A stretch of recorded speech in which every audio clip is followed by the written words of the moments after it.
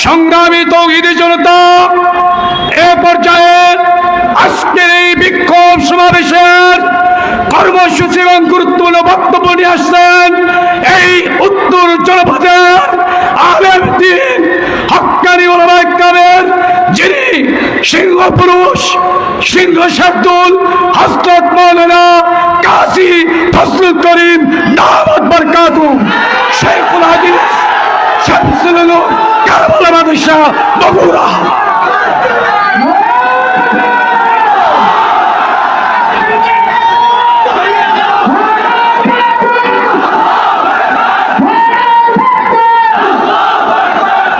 আসসালামু আলাইকুম ওয়া রাহমাতুল্লাহি ওয়া বারাকাতুহু।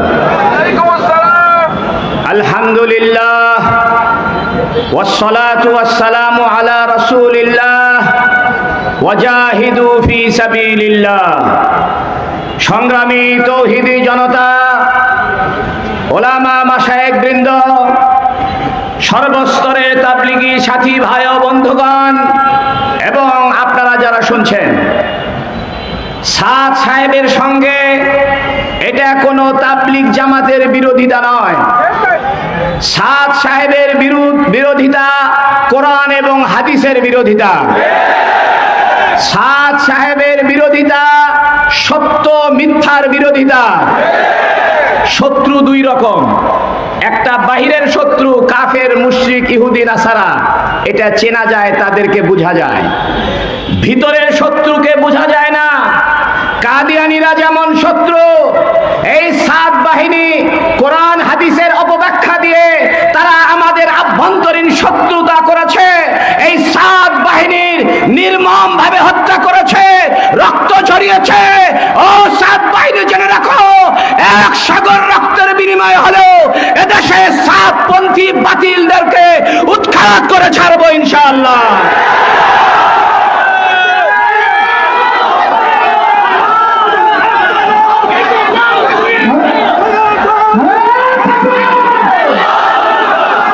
সংগ্রামী তৌহিদি জনতা, সাদ বাহিনীর ভ্রান্তি আমি তিনটা কথা বলতে চাই। সাদ বাহিনীর প্রধান এই সন্ত্রাসী সাদ কান্ধলবি, ভারতের সাদ, সে বলে কোরআন শরীফ না বুঝে পড়লে হারাম হবে। আমাদের বাপদাদারা 1400 বছর ধরে কোরআন তেলাওয়াত করছেন, কোরআনের অর্থ বুঝতেছেন। সে বলতেছে কোরআনের অর্থ না বুঝে পড়লে কোরআন গুনাহ হবে। সাদ বাহিনী 1 ডিসেম্বরে ভাষণ দিয়েছে মৌলবী সাদ কান্ধলবি। যারা তবলিগ জামাতের বাহিরে ইসলামের অন্য কোন জায়গায় দান খয়রাত করবে, তাদের দান খয়রাতে সওয়াব হবে না। সাদ বাহিনী বলে হযরত ওমর রাদিয়াল্লাহু আনহুর কারণে মদিনাতে খেলাফত ক্ষতিগ্রস্ত হয়েছে।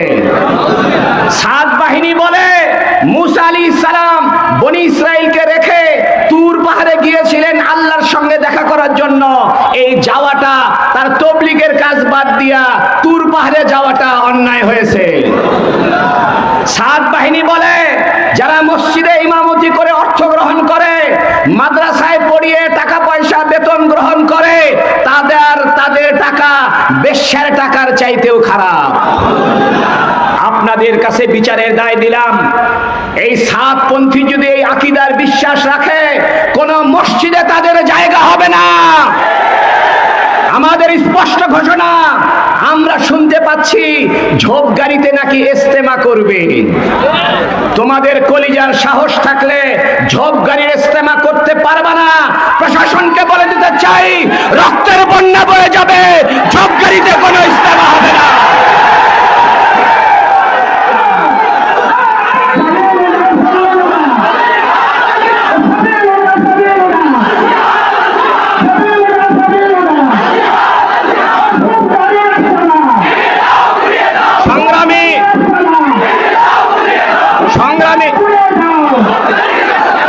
সংগ্রামী তৌহিদি জনতা, আজকে ঢাকার হাইকোর্টে এই ওয়াসিফুল ইসলাম গং তারা জামিনের জন্য আবেদন করেছিল। আমরা খবর পেয়েছি তাদের জামিন আবেদন বাতিল হয়েছে। আমরা শুকরিয়া জানাই। ইসলামের শত্রু নয়, এরা এক দেশের শত্রু, ফ্যাসিবাদের দোসর। ভারতে বসে শেখ হাসিনা যেমন চক্রান্ত করতেছে, একই রকম ভাবে মৌলভী সাদ কান্দলভী বাংলাদেশে লাশ পালানের রাজনীতির চক্রান্ত করতেছে।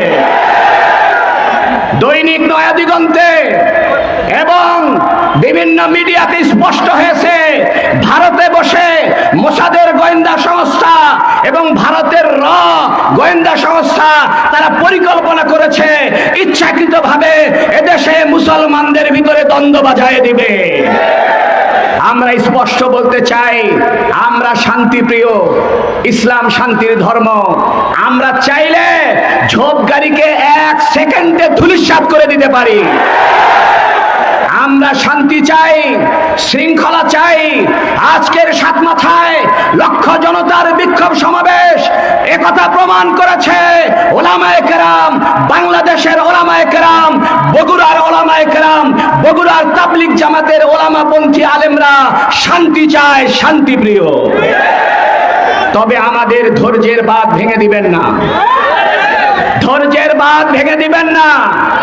তবলিগ আলাদের মারামারি হয় নাই, প্রিন্ট মিডিয়াকে বলবো এটা তবলিগের মারামারি হয় নাই। মারামারি বলে দুই পক্ষ থেকে মারামারি করলে মারামারি হয়। এক পক্ষ তাহাজ্জুদের নামাজে দাঁড়িয়েছিল, আর এক পক্ষ হত্যা করেছে। এটা মারামারি নয়, এটা সন্ত্রাসী, এটা ডাকাতি। সংগ্রামী তৌহিদি জনতা, ওলামা মাশায়েখ, সর্বস্তরের তবলিগের সাথীবৃন্দ এবং তৌহিদি জনতার সর্বসম্মত সিদ্ধান্তে আজকে 7টি দাবি এই বিক্ষোভ সমাবেশ থেকে উত্থাপন করা হচ্ছে। 1 নম্বরের দাবি, অতি দ্রুত সময়ের মধ্যে টঙ্গী ইজতেমা ময়দানে 17 ডিসেম্বর 2024 খ্রিস্টাব্দ দিবাগত রাতে বর্বরোচিত হামলা ও হত্যার নিরপেক্ষ তদন্ত ও হত্যাকারীদের দৃষ্টান্তমূলক শাস্তি দিতে হবে।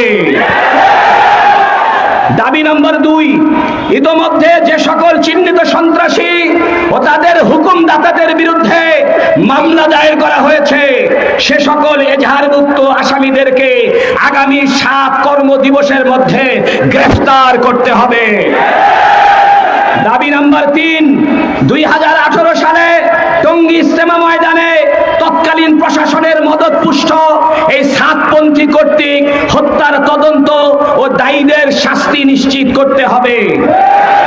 দাবি নম্বর 4, গত 17 ডিসেম্বর 2024 দিবাগত রাতে সাতপন্থী সন্ত্রাসী কর্তৃক বগুড়ার আকাশতারার নারুলি নিবাসী শহীদ তাজুল ইসলামের হত্যাকারীদের দ্রুত গ্রেফতার এবং এ বিষয়ে বগুড়ার চিহ্নিত সাতপন্থী সন্ত্রাসীদের দৃষ্টান্তমূলক শাস্তির ব্যবস্থা করতে হবে। দাবি নম্বর 5, সন্ত্রাসী সাতপন্থীদের সন্ত্রাসের আখড়া এবং বিভিন্ন দেশীয় অস্ত্র মজুত করে টঙ্গীর ময়দানে হত্যাকারীদের কেন্দ্র তথাকথিত বগুড়ার ঝোপগাড়ি মার্কাজ অতি দ্রুত বন্ধ করে তাদের সকল কার্যকলাপ বন্ধ করতে হবে।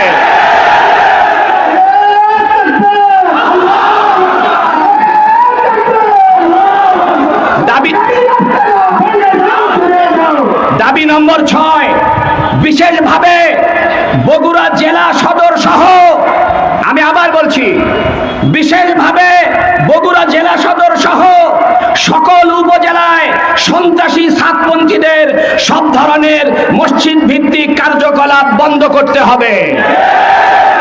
দাবি নম্বর 7, সন্ত্রাসী সংগঠন হিসেবে সাতপন্থীদেরকে একটি সন্ত্রাসী সংগঠন হিসেবে নিষিদ্ধ ঘোষণা করতে হবে। এই 7টি দাবির পাশে আমি বলতে চাই, এই বগুড়ার প্রত্যেকটা মসজিদ কমিটির সভাপতি সেক্রেটারি সাহেবকে অনুরোধ করব, আপনাদের মসজিদে এই সন্ত্রাসী সাতপন্থীদের কোনো কার্যকলাপ করতে দিবেন না। সংগ্রামী তৌহিদি জনতা, আমি দেখতে চাই যদি আগামীতে এই সাতপন্থীদের মূলোৎপাটন করতে হয়, যদি হত্যার বদলা নিতে হয়, কে কে রক্ত দিতে প্রস্তুত আছে?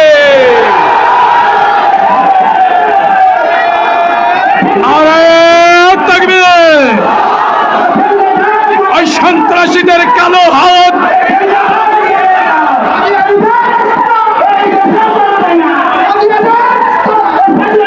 সংগ্রামী তৌহিদ জনতা